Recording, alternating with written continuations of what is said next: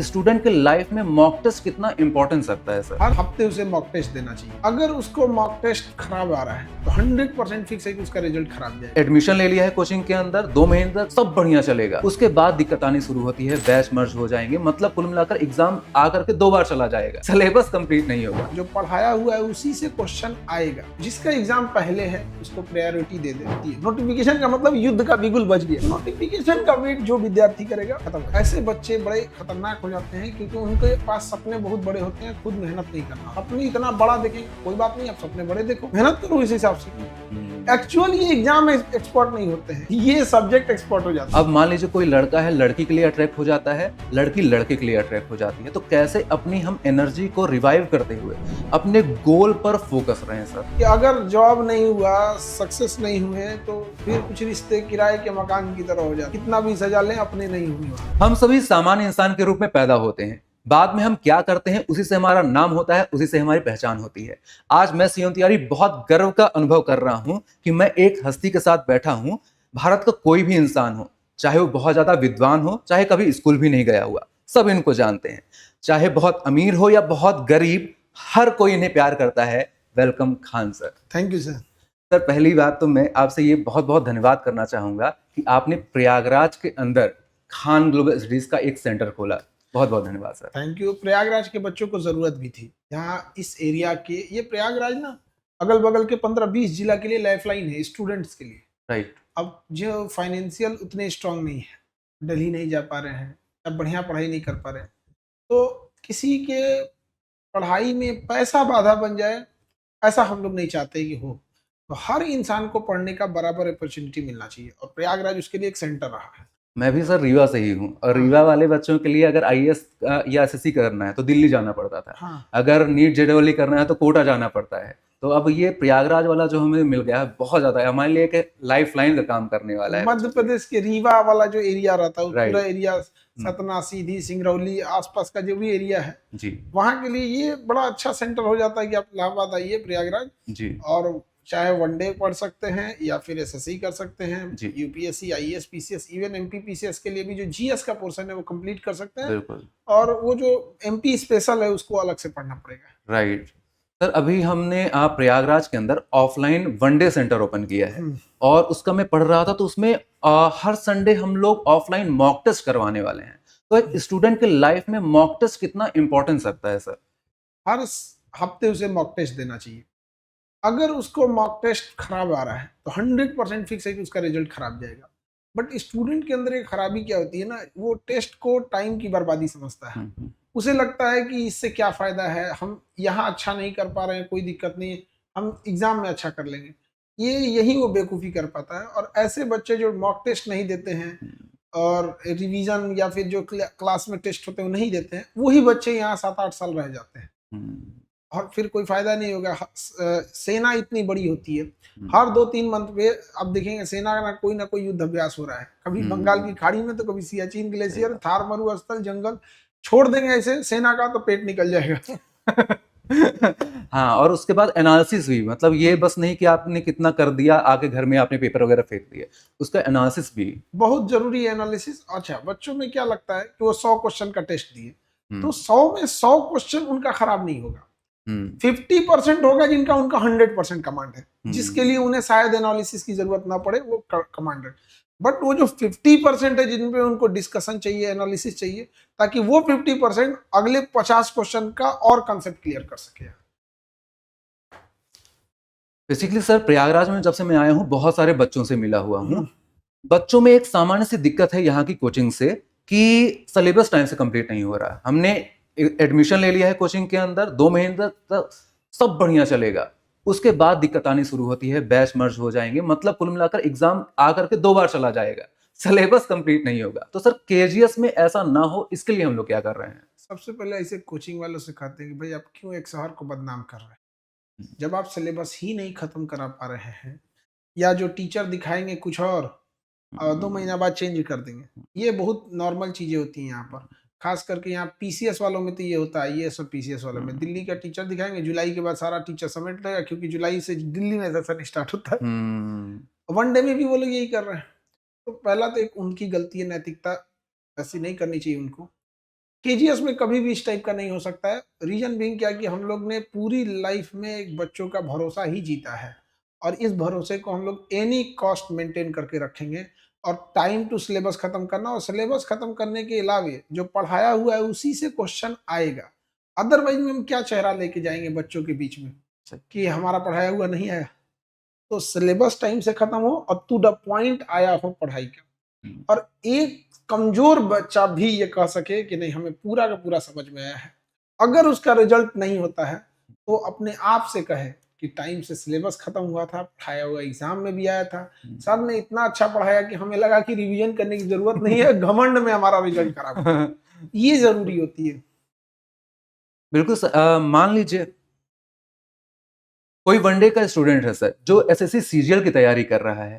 अब मान लीजिए आरआरबी एनटीपीसी का नोटिफिकेशन आ गया या किसी अदर वनडे एग्जाम का नोटिफिकेशन आ गया, अब वो बच्चा किस पर फोकस करे? अमूमन ये जो बच्चे होते हैं कई बार दो दो एग्जाम की तैयारी करके लेते हैं और कुछ ऐसे एग्जाम है जिनका 60% सिलेबस मैच करता है।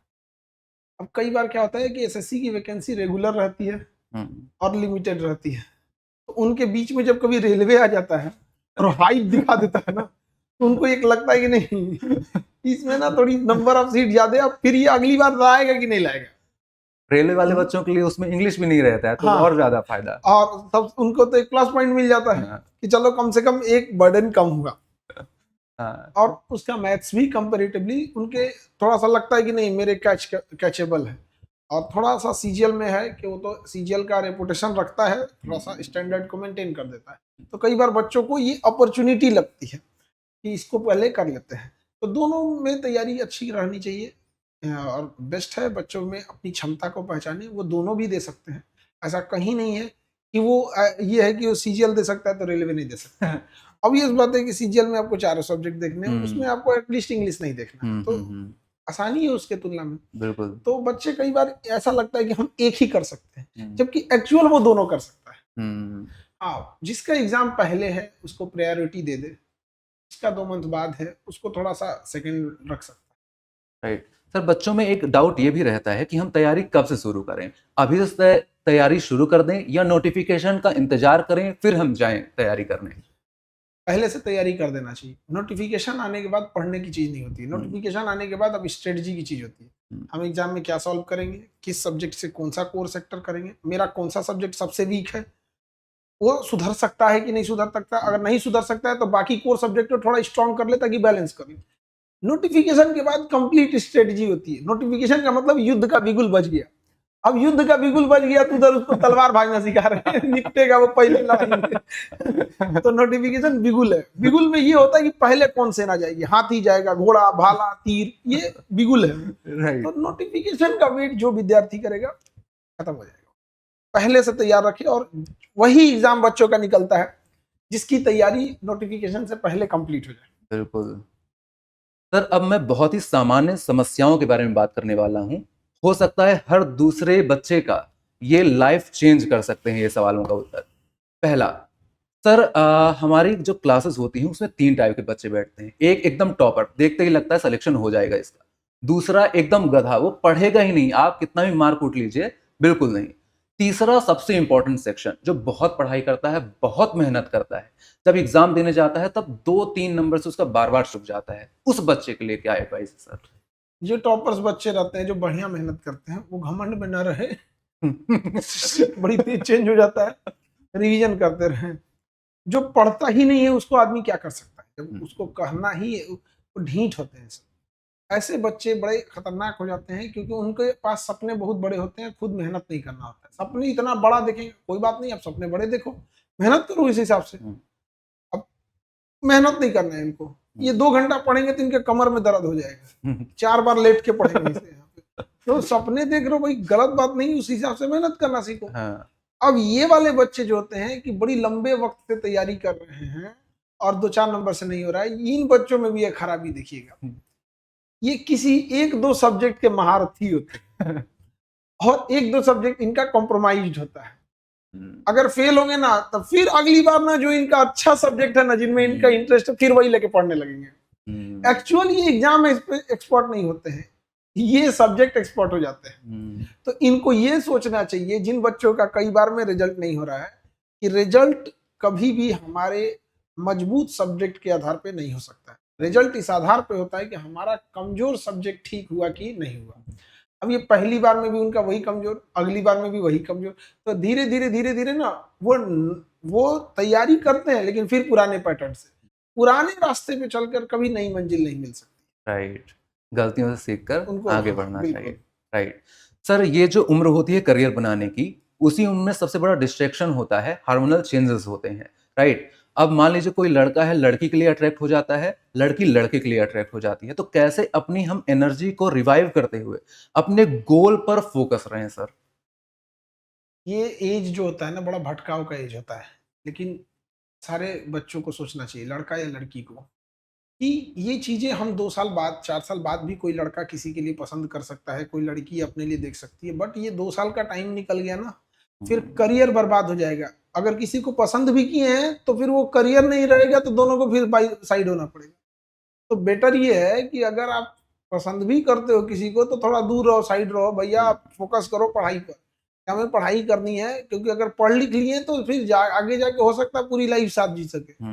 लेकिन कितना भी गहरा एक दूसरे का रिलेशन रहेगा, और आज की जो सोसाइटी है कि अगर जॉब नहीं हुआ, सक्सेस नहीं हुए, तो फिर कुछ रिश्ते किराए के मकान की तरह हो जाते हैं, कितना भी सजा लें अपने नहीं होंगे वहां पर। सही बात तो है। ये आज की जनरेशन को सीखने की जरूरत क्या है कि इनके लाइफ का प्रायोरिटी फिक्स नहीं है, ये किस काम को पहले करेंगे किसे बाद में करेंगे इन्हें पता नहीं है। लेकिन एक थरिया खाना खाने जाएंगे तो इन्हें पता है कि हमको पहले रोटी खाना है, बाद में चावल खाना है। लेकिन पूरी जिंदगी के करियर में इनको ही नहीं बुझाता है कि पहले क्या करना है बाद में क्या करना है। सही तो बात है। लाइफ में जिसकी प्रायोरिटी फिक्स नहीं है, वो कूड़ा के भाव फेंका जाएगा। बिल्कुल सर, हर इंसान में दिक्कत होती है एडिक्शन की, लेकिन मैं अगर बच्चे की बात करता हूं तो आजकल जैसे रील्स हैं, इसके अलावा पबजी वीडियो गेम वगैरह हैं, इसके अलावा पॉर्न आजकल एक बहुत ज्यादा बड़ी प्रॉब्लम के रूप में आ रहा है। तो आप इन प्रॉब्लम को कैसे देखते हैं सर? ये किसी भी बुरी आदत को अचानक से खत्म नहीं किया जा सकता है, तो उस टाइमिंग को बच्चों को यूटिलाइज करना पड़ेगा दूसरे टाइम में। जैसे रील देखते हैं, किसी को गेम्स की आदत लग जाती है, भद्दे वीडियोस की लग जाती है, तो उस समय उनको कोशिश करना चाहिए कि ऐसी चीजें देखें जिससे कि उनका इंटरटेनमेंट और नॉलेज दोनों एक साथ हो सके। राइट। जैसे अभी कोई हिस्टोरिकल वीडियोस देख ले, मूवीज देख ले जो हिस्ट्री से रिलेटेड है, तो उनका क्या है ना, इंटरटेनमेंट भी हो रहा है और धीरे धीरे अपनी एडिक्शन भी दूर हो रही है। तो अचानक से ट्रेन भी ना पटरी बदलती है, तो प्लेटफॉर्म नंबर 1 से ना, तो पहले स्पीड कम करेगी, फिर धीरे धीरे फुल स्पीड में पटरी बदलेगी तो काम खत्म। बिल्कुल। तो ये बच्चे क्या होते हैं ना, किसी दिन फ्रस्ट्रेट होंगे ना, तो नहाए धोएंगे, बढ़िया से एक सादा पेपर लेंगे और टाइम टेबल बनाएंगे, सारा काम खत्म, कल से कोई रील नहीं, मोबाइल फेंक देंगे, तोड़ देंगे, ये कर देंगे, ऐसा कुछ होता नहीं। तो जरूरी है धीरे धीरे शिफ्ट करना। आदतें एक दिन में लगी नहीं थी, लंबे वक्त बाद लगी है, तो छूटेगी भी लंबे वक्त। और खास करके जो गलत लत है, जैसे रील देखने का, उसको मोबाइल चलाने का, गेम खेलने का, तो सबसे पहले उसको ब्रैकेट फिक्स करे कि भाई मैं 1 घंटा ही देखूंगा, उस 1 घंटे में हम किसी की बात नहीं सुनेंगे। अब किसी को 4 घंटे देखने की आदत है मोबाइल, तो पहले फिक्स करे कि भाई मैं 3 घंटे देखूं, अगले हफ्ते डिसाइड करें कि मैं 2.5 घंटे। तो 1 मंथ का प्लान लेके चले, ग्रेजुअली 15% कम करते रहे। 15% टॉलरेंस लेवल एक अच्छा खासा होता है कि 15% में कोई भी चीज बैलेंस रह जाती है, धीरे धीरे धीरे धीरे। ये 100% टर्न मारते हैं सब। एक बार में, एक ही बार में साधु बनेगा। तो ये ऐसा नहीं हो सकता है, तो उसका फ्रेंड सर्किल भी वैसे ही हो जाता है। तो ऐसा क्या है ना कि एक दूसरे का भी मेकर चेकर रहना चाहिए। जैसे लॉज हॉस्टल में रह रहे हैं, तो स्टूडेंट के बीच में अमूमन कॉमन समस्या होती है, तो एक दूसरे का मेकर चेकर बन के, भाई देखो तुमने ऐसा किया, हम तुम्हें रोकेंगे, तुम हमें रोकना। और ये चीजें क्या है ना कि कई बार बच्चे जब अकेले रहते हैं ना, तो ज्यादा गेम खेलेंगे, वीडियोस देखेंगे, अपनी लत में लगे रहेंगे। अकेलापन भी इसका बड़ा कारण होता है। यदि लगता है कि उनकी इस आदत का कारण अकेलापन है, तो कोशिश करें तब ग्रुप में बैठ के पढ़े। लेकिन ग्रुप में बैठ के ग्रुप स्टडी करने लगता है। अरे भाई, ग्रुप स्टडी के लिए भी एक इंजन की जरूरत होती है। 10 बॉगी लगा देंगे तो एक इंजन चाहिए खींचने वाला। सबके सब बेवकूफों का ग्रुप बन गया। अब पढ़ाई की जगह बकैती चल रही है यहाँ पे। तो ग्रुप स्टडी में अगर कोई सीनियर लीड करने वाला नहीं है, तो चुपचाप बैठ के पढ़ो। 10 लोग बैठ गए, दो चार लोग बैठ गए, एक उधर घूम के एक इधर घूम के पढ़ रहा है, एटलीस्ट क्या है कि वहां पर कंट्रोल हो जाएगा कि आप अब बीच में गेम तो खेल नहीं सकते हैं। ये पहले हर पर स्टूडेंट टू स्टूडेंट अलग हो जाएगा कि वो लत जो है वो उसे किधर ले जा रही है, उसका मेन ट्रिगर पॉइंट क्या है। तो ट्रिगर पॉइंट को पकड़ लेना की जरूरत है, और हर लड़का लड़की स्टूडेंट सबका अलग अलग हो जाता है। और आजकल सबसे बड़ी समस्या है सिजोफ्रेनिया।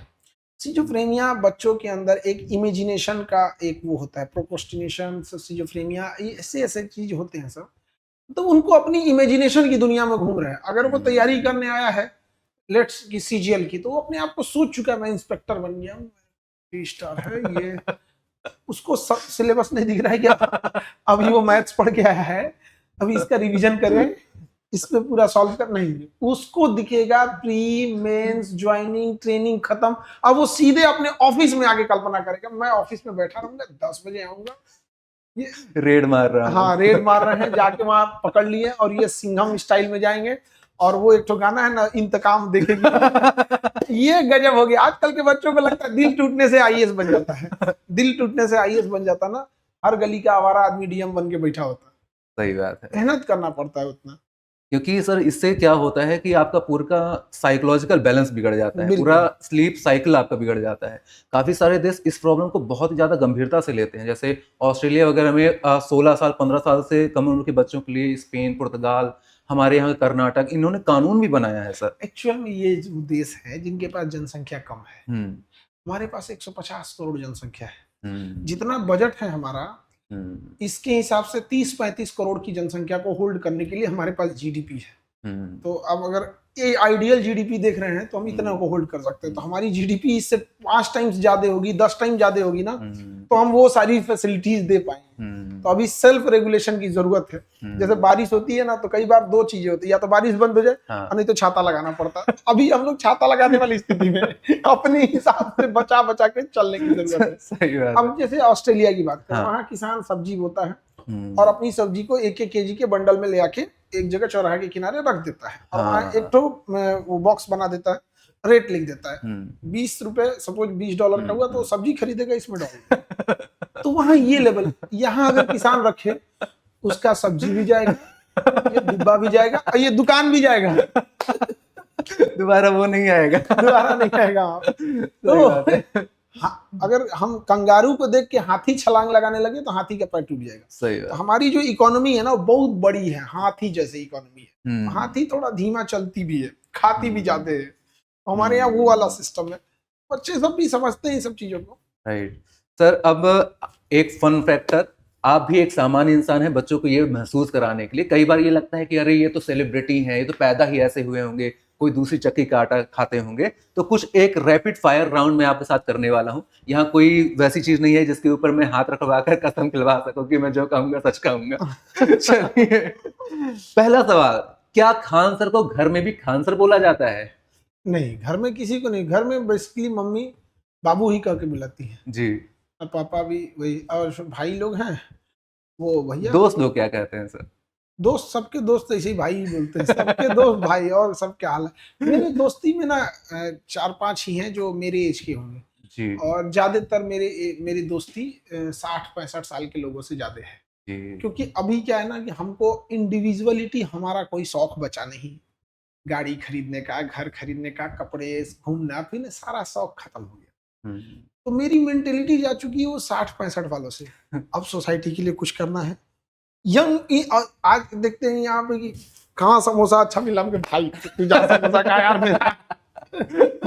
हमको ये देखना है कि किस ब्लड बैंक का अभी सबसे ज्यादा डोनेशन चल रहा है, किस ब्लड ग्रुप की स्कैर्सिटी ज्यादा है, कौन सा टेस्ट काफी महंगा है उसे कैसे कम कर सकते हैं, किस एग्जाम की फीस कम है ज्यादा है उसे हम कैसे कम कर सकते हैं। तो हमें बड़ा वो सब चीजों में ठीक लगता है। राइट सर, आपके वीडियो पूरा देश देखता है, रील मीम बहुत ज्यादा वायरल होते हैं। क्या आप भी अपने रील वीडियो देखते हैं कुछ? अमूमन अब हलवाई अपने घर का मिठाई नहीं खाता। कोई कभी तो हुआ होगा कि आपके दोस्त ने आपको कोई रील सेंड करी एक्चुअल हो। में क्या होता है ना, कोई चीज अगर आप बोलिएगा ना तो उससे पहले का हिस्सा काट देगा जी तो उसका अर्थ का अनर्थ निकल जाएगा। जी, अब अर्थ का अनर्थ निकल जाएगा, घोंचुओं की कमी है नहीं दुनिया में, हाँ हाँ उसी को देख के चल जाएगा। हाँ, भाई उससे पहले बाद में भी कुछ हुआ होगा।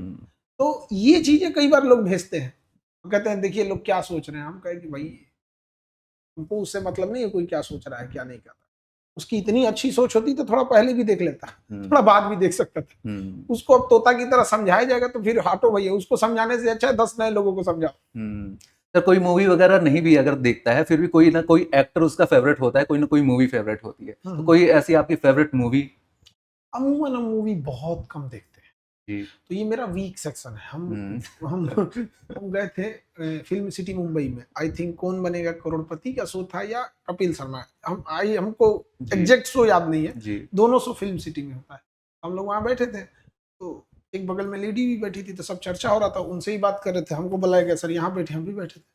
हाँ, वो भी बात कर रही थी कि कैसे हैं, सब चीज पढ़ाई लिखाई की चर्चा की, स्टूडेंट कैसे हैं। हम पूछ दिए कि मैम आप क्या करती हैं, तो एक मेरे पीछे से ऐसे खुद रहा है सर हीरोइन है वो। हम कहे, भाई साहब गड़बड़ हो गया, अब बड़ी हमको खराब लगा। तो हम फिल्म देखते नहीं है जी। तो ऑब्वियस बात है कि हम मतलब हमें भी बड़ा अजीब लगा कि भाई हमें भी पहचानना चाहिए, तो हम बहुत कम फिल्में देखते हैं। जी। तो सवाल तो मैंने कुछ ऐसे भी रखे थे कि फेवरेट एक्टर एक्ट्रेस कौन सा है, लेकिन मुझे उम्मीद है कि आंसर नहीं मिलेगा। नहीं, उस टाइम की कुछ फिल्में बहुत अच्छी, जैसे कोई सामाजिक मूवी लगती है, स्पेशली आप देखिएगा जब कभी विमेन एम्पावरमेंट की होती है जी। रानी मुखर्जी जी। और वो थोड़ा सा ना गुस्से में लगती भी ऐसे ही है एकदम जी। और फील आता है, फील आता है गार्जियन वाला ऐसे कैसे हो जाएगा यहाँ पे। जी। तो वो चीजें थोड़ा सा लगता है कि नहीं भैया उठाओ, जो गलत किया है दूसरे के भरोसे कैसे चलेंगे, यहाँ पे केस मुकदमा अपने जगह पे होगा, गलत की हो गलत हो गई तुमको भी होगा। तो ये चीजें लगती हैं कि कहीं ना कहीं होना चाहिए। विमेन एम्पावरमेंट का मतलब ये नहीं कि हम भरोसे बैठेंगे कोई हमारी लड़ाई लड़ेगा, झांसी की रानी फूलन देवी दूसरे के भरोसे नहीं बैठी। तो हमें तो लक्ष्मी भी पढ़ाई गई है, हमें सरस्वती, हमें माँ दुर्गा, तो हमें माँ काली भी पढ़ाई गई, तो उनको उतारने की बहुत जरूरत है। जैसे हम लोग पढ़ते भी हैं तो मैं कुछ मूवीज क्लास में भी बताता हूँ, जैसे गांधी मूवी हो गई 1982 वाली, सरदार मूवी हो गई, the legend of Bhagat Singh हो गई, तो ये अगर देखेगा बच्चा तो उसको पता चलेगा कि कैसे हम यहाँ तक पहुंचे हैं। डायरेक्ट 2015 2027 डायरेक्ट नहीं आया है। अगर खान सर पर मूवी बनती है तो कौन हो सकता है उसका हीरो? कई बार वो डायरेक्टर लोग आते हैं, वो डिस्कस करते हैं, बट होता क्या है ना कि उस मूवी बनने के लिए 100 घंटे का अप्रोक्स वो बोलते हैं कि डिस्कशन चाहिए हो। अरे भाई 100 घंटा पहले ही देख के हम डर जाते हैं। 100 घंटा इतना लंबा टाइम होता है डिस्कस करने के लिए, पूरी कहानी कैसे थी क्या थी। तो कभी इस टाइप का मतलब सीरियसली बैठे नहीं, लेकिन कई बार आया इस सब चीजों पे। अब देखेंगे, कुछ खास आइडिया नहीं। कोई नहीं, अगर हीरो का वैकेंसी आता है तो हम भी अप्लाई करेंगे। सर आप किससे सबसे ज्यादा डरते हैं, बीवी से या मम्मी जी से? मम्मी से। मम्मी से। मम्मी से डर इन द सेंस है, मेरी मम्मी की बातें मेरे लिए संविधान है जी। हम मम्मी अगर हमसे कुछ बात बोल रही है, हम पहले मान चुके हैं कि ये कर लेना है, बस इंतजार होता है कि उनकी बातें खत्म हो, हम कहते ठीक है हो जाएगा। मम्मी हमको उस जगह से लेके आई ना, मतलब हमें अभी भी पता है मेरे रिश्तेदारों में 99% लोग कोई ना कोई काम सीख के सऊदी में है। हमारा जो इकोसिस्टम है ना, सिवान, छपरा, गोपालगंज, देवरिया, गोरखपुर, ये वाला जो बेल्ट होता है ना, ये कोई काम सीखो सऊदी जाओ। तो हमारा पूरा बेल्ट वही था। हमें याद है कि हम लोग कोई काम हम सीखते थे तो लोग कहते थे कि जल्दी भेजो ना बेटवा को, दुख दूर हो जाएगा। तो हम मम्मी से कहते थे 2 साल और पढ़ लेंगे तो ग्रेजुएशन तो कम से कम कर लेते हैं। तो ग्रेजुएशन किए तो मम्मी कहे कि देखो अभी 1 आध साल और, सब कह रहे हैं, सब कहते थे सब मम्मी को भेजिए यहाँ पे, जानबूझ के तो हम लोग की आदत बाकी दुख सहला भी ना, कहीं नहीं खलोग भेजत कमाई ना। तो अमूमन जैसे होता है ना कि उठाइए कहीं काम करिए, दिल्ली बम्बई काम करिए, धीरे धीरे कोई संपर्क का निकलेगा दुबई में, कतर में, ओमान में, तो वीजा लगा लेगा, तो पहले हेल्पर में जाइए, फिर धीरे धीरे वहां पे 1-2 साल का स्ट्रगल रहेगा। तो हम लोग वेल्डिंग वेल्डिंग सीख लिए, बड़ी टफ होता है वेल्डिंग, मतलब ऊपर से वेल्डिंग मारना बहुत आसान होता है, लेकिन कई बार क्या होता है ना, किसी चीज के अंदर घुस के वेल्डिंग मारने पे ना वो क्या होता है ना, इसे ऊपर गिरने लगता है उसका पार्टिकल, तो वो ना जला के अपने से खत्म होगा वो, मतलब शरीर से बुझेगा, पानी से नहीं बुझेगा, वो जला जला के और आंख दर्द करने लगता। लेकिन मम्मी कहेगी नहीं बाबू पढ़ो अभी। और सर जैसे सास हुई कभी बहू थी, तो आप मैरिड होने से पहले अनमैरिड थे, तो अब क्या सलाह है अनमैरिड लोगों के लिए, कुंवारे लोगों के लिए, किस चीज से रिलेटेड मतलब? कि करना चाहिए कि नहीं करना चाहिए, सेफ जोन कौन सा है? डिपेंड करेगा कि जो पार्टनर है वो कैसा है। जी। किसी किसी को तो उसके मेन होता है कि एम्बियंस कैसा है, समझदारी कैसी है, सारी चीजें इस पर डिपेंड हो जाती है। हम्म। अमूमन हम लोग क्या होता है ना, किसी एक अच्छे को देख के लगता है कि पूरा समाज अच्छा होगा, हम्म। वैसे किसी एक खराब को देख के लग जाता है पूरा समाज खराब होगा। तो हम्म। सैंपल साइज का जो कलेक्शन है ना वो छोटा सा हम लोग, और हम्म। जजमेंट करते हैं 150 करोड़ की आबादी। हम्म। तो सबका अपना अपना अलग अलग होता है। लेकिन हाँ, अभी के टाइम पे जो पढ़े लिखे लोग हैं, हम्म। खास करके पढ़ी लिखी लड़कियां, इनका हम्म। होना बहुत जरूरी है। वो हम्म। बाकी चीजों को बहुत समझदारी से, चीजों को अच्छे से हैंडल कर सकते हैं। हम्म। और पढ़े लिखे में एक और अच्छी चीज क्या होती है, कोई भी इंसान ज्यादा पढ़ेगा ना हम्म। तो उसको गुस्सा बात बात पे नहीं आएगा, चीजों को समझने हम्म। की कोशिश करेगा, कुछ चीजों को इग्नोर करना सीखेगा। तो जब पढ़ाई लिखाई वाली चीजें आ जाती हैं तो चीजें अच्छी रहती हैं। हम्म। कोई ऐसी न्यूज सर जिसको पढ़कर आपको बहुत खुशी हुई हो, वाह, रिसेंट में कहीं से भी रिलेटेड? उमूमन तो ये सब चीजें ज्यादातर दुख है देता है सब न्यूज वाला। कभी आपके बारे में कुछ ऐसा आया हो कि आपके घर वालों ने आपको बोला हो, आपको बड़ा गर्व लगा हो कि मेरे घर वाले मुझसे खुश हैं? हाँ, कई बार बहुत सारे बच्चे जब सक्सेस होके आते हैं। अभी भी कहीं कोई मुंबई गए थे हमारे जान हम्म। पहचान के, हम्म। वहाँ पे बता रहे थे कि वहाँ पे कुछ मजदूरी करने वाले बच्चे थे, कोई हम्म। डिलीवरी बॉय था, कोई कुछ था, वो बैठ के क्लासेस देख रहे थे तो उनको भेजे थे वहाँ पे। एक दुकानदार थे, वो बता रहे थे कि हम मतलब में अगर हम पहले पढ़ाए रहते शायद वो भी पढ़ लेते, हम्म। तो उनको कुछ मिठाई दिए थे कि मेरी ओर से आपको कम रेट में दे देते। तो अरे मेरा ऑपरेशन हो रहा था, ऑपरेशन थिएटर के अंदर था, तो पहले उसके पहले कुछ दवाई वगैरह लगाते हैं, एनेस्थीसिया शायद, हाँ कि आप सुन्न हो जाएंगे। तो उस टाइम पे थोड़े बातचीत करते रहते हैं, सामान्य रहे। तो हाँ मुझसे पूछे क्या करते हो, तो मैंने बताया कि पढ़ाता हूँ मैं खान सर के यहाँ। तो अब मेरा ऑपरेशन वो सब रोक करके, अरे बताओ कैसे हैं खान सर, सच में ऐसे ही है, ऐसे ही दिखते हैं? मैं बोला हाँ। काम करिए अपना। एक बार मेरी मम्मी का बीमार थी कुछ दिन पहले, तो सर्जरी थी 1 डेढ़ साल पहले। तो डॉक्टर सर से बातचीत हो रही थी, तो सर्जरी कर दी है। तो सर्जरी के बाद मेन डॉक्टर जो होते हैं अब असिस्टेंट को दे देते हैं कि स्ट्रेच लगाइए, अब वापस होश में लाने की एक प्रोसेस होती है। जी। मेन डॉक्टर वहां से अब दूसरे पेशेंट के लिए शिफ्ट हो जाते जी। हैं। तो वो बोले कि जान रहे हो कि खान सर की मम्मी है। अब ऑपरेशन के बाद एक पोस्ट ऑप होता है, पोस्ट ऑपरेशन उसको पेशेंट को ना रिकवरी के लिए रखा जाता है कि हाँ। याददाश्त आ गया कि नहीं, नाम हाँ। याद है कि नहीं। हम्म। तो वो उसके बाद वो लोग शिफ्ट कर देते हैं। हमारे पास फोन किए कि आप ऊपर आइए तो ऑपरेशन थिएटर। मेरा दिमाग खराब हो गया, भाई तू बुला क्यों रहा है, मेरा चेहरा अजीब हो गया। और हम विदाउट लिफ्ट भागे। अजीब मतलब, कोई इमरजेंसी तो नहीं कोई है? किसी को ना, जो कोई हाँ। ऑपरेशन थिएटर में जाता है ना, बाहर वाले को ना अजीब होता है। हम्म। वो ऑपरेशन उसका चल रहा है, उससे ज्यादा वाइटल्स उसके टेंशन। बिगड़े रहते हैं, टेंशन। हम गए, सर सर बैठिए, हम कह रहे आप तो आप बैठो यार, बाद में बताना। कहेंगे कैसी है मम्मी, तो कहे ठीक है। यहाँ पे हम जाके देखें, मम्मी को बोले मम्मी ठीक है, तो कहे, हाँ ठीक है। वो तो थोड़ा सा एनेस्थीसिया का असर रहता है। तभी लोग कहेंगे सर हम आपका क्लास की, हम करें यार तुम लोग ना यार, बाद में बोलना चाहिए, मेरा आधा खून सुखा दिया तुम लोग यार। हार्ट अटैक आ गया। वो टाइम जो होता है ना 5-10 मिनट का, वो सही बात। कटना, वो लाइफ टाइम याद रह जाता है। हम्म। लिफ्ट से तेज हम सीढ़ी से गए थे, हम्म। तो बाद में पता चला यार तुम लोग यार गजब आदमी हो यार, बता दो बाद में, हम कौन सा जा तो बड़ा अच्छा लगता है। कई बार किसी बच्चे लोग को ये देखते हैं लोग, यहाँ पे अभी मुंबई गए थे तो वहाँ बच्चे सब जॉब करने वाले मिले। एक बच्चा मिला था, वो पढ़ाई में, उसकी पढ़ाई छूट रही थी, पंचर बनाते थे उसके पिताजी, उसकी साइकिल की दुकान थी, अभी रेलवे का ड्राइवर है वो। तो हम उसको मजाक में बोले कभी ठीक है तुम्हारी ट्रेन अब पंचर भी नहीं होगी। ऐसी कोई न्यूज जिसने आपको बहुत ज्यादा दुखी किया हो, अंदर से एकदम तोड़ कर रख दिया हो? हाँ, कई बार अफवाह अफवाह उड़ा देते हैं सब। एक बार किसी न्यूज वाले ने छापा कि खान सर फरार। अरे भाई हम इंडिया में ही हैं। और कई बार क्या करते हैं सब ना, कि कुछ चीजों को कट कर देंगे सब।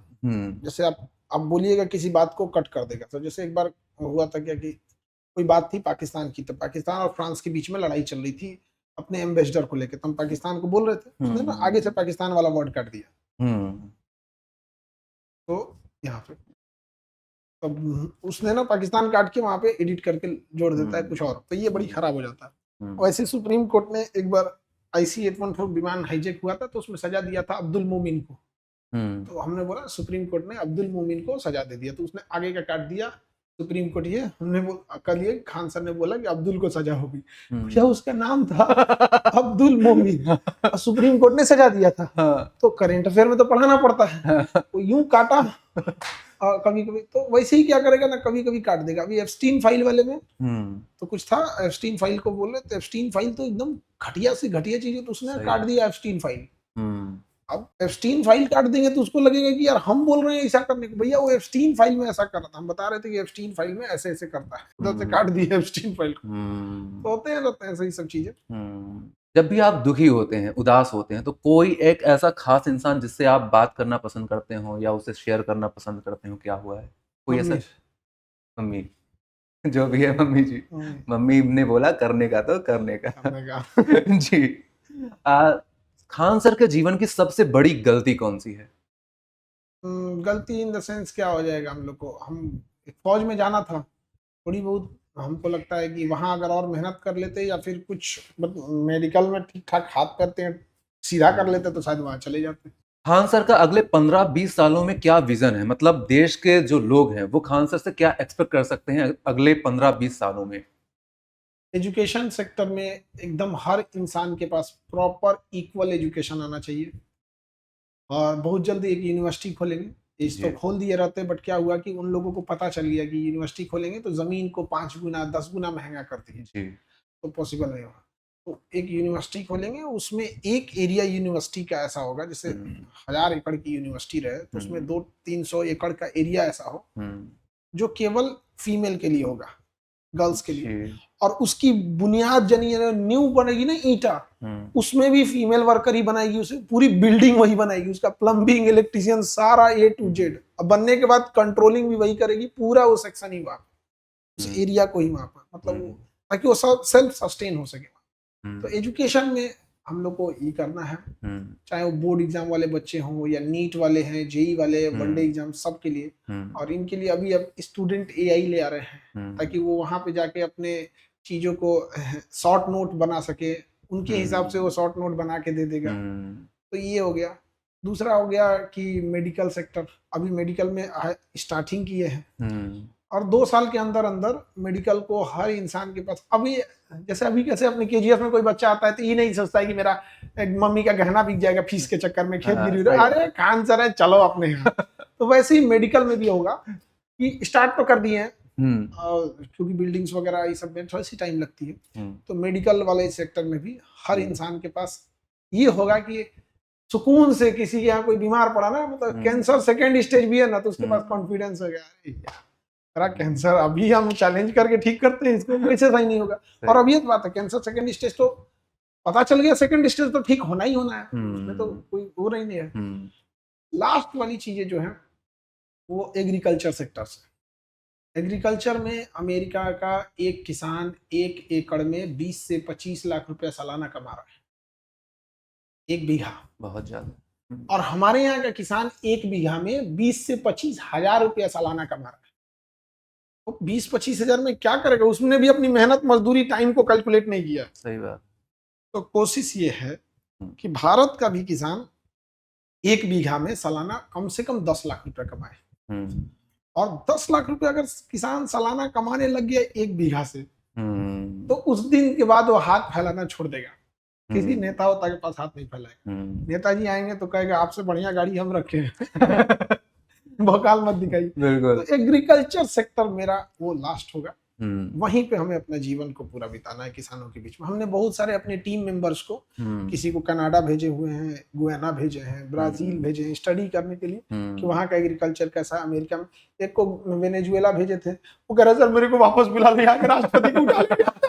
हम कहे यार भाई हमको दिमाग काम नहीं कर यार, इसको पढ़ने में इसका प्रेसिडेंट किडनैप हो गया। वो एकदम फ्रस्ट्रेटेड, सर अभी क्या करेंगे सर, हमको पता नहीं सर, मेरे को ना भाषा आती है यहाँ की ना कुछ। बाद में अब तो स्टेबल हो गया वहां पे, वहां का कठपुतली गवर्नमेंट बैठा दिया अमेरिका, कह रहे भाई चलो सीख के भागो। तो वो एग्रीकल्चर वाला, और अभी तो 10 लाख पेड़ लगाना चालू कर दिए। जी 10 लाख पेड़, ताकि पर्यावरण को सही दे बात है। सके हम। बिल्कुल, हमारे भी सपने का भारत ऐसा ही होना चाहिए कि एक किसान गर्व से बोल सके कि मेरा बेटा किसान बनेगा, क्योंकि अभी कोई किसान नहीं चाहता कि मेरा बेटा किसान बन जाए, भूल कर भी। सर, आपसे मुझे और पूरे देश वालों को एक प्रॉमिस चाहिए, बोलिए करेंगे कि नहीं? बिल्कुल, करने लायक आप रहेगा जरूर करेंगे। आप अपने सेहत का ध्यान रखेंगे सर, क्योंकि हमने देखा है कि आप काम में इतने ज्यादा बिजी हो जाते हैं, लोगों का ध्यान रखने में इतने ज्यादा बिजी हो जाते हैं कि आप अपनी हेल्थ पर ध्यान नहीं रखते। आपको ये याद रखना पड़ेगा सर कि आपकी हेल्थ हल्की से भी खराब होती है तो सिर्फ आपका लॉस नहीं है, पूरे देश का लॉस है। तो सर ये आपसे एक प्रॉमिस चाहिए, आप करके जाएंगे आज। हाँ, थोड़ा सा इसमें है लापरवाही। नींद बहुत कम सोते हैं, 4.5 घंटा। और खाना पीना का कोई ठीक नहीं रहता है। कोई ऐसा नहीं है कि यही खाएंगे यही नहीं खाएंगे, चलेगा जो खा लें आप। हेल्थ को लेके आदमी उतना नहीं, क्योंकि जब बच्चे सामने रहते हैं, हजारों बच्चे, तो फिर ना आदमी खाया है नहीं खाया है, नींद पूरा उससे मतलब नहीं, वो सामने देख रहा है इंसान तो जी जान लगा के पढ़ाता है। थोड़ा इसको ध्यान रखना चाहिए, और बच्चों से भी कहेंगे वो भी हेल्थ का बहुत ध्यान रखें, क्योंकि अच्छा हेल्थ रहेगा तो अपने गोल को अचीव करने में आसानी होगी। तो ये रही शानदार सी बातें आपके प्यारे खान सर के साथ, और मैं सीएम तिवारी। आपके जो भी डाउट्स हैं, आपके जो भी सवाल हैं खान सर से, आप भी कमेंट बॉक्स में पूछ सकते हैं। जब दोबारा मुलाकात होगी कभी खान सर से तो दोबारा हम लोग पूछेंगे, ठीक है? मुलाकात करेंगे फिर से। जय हिंद, जय भारत।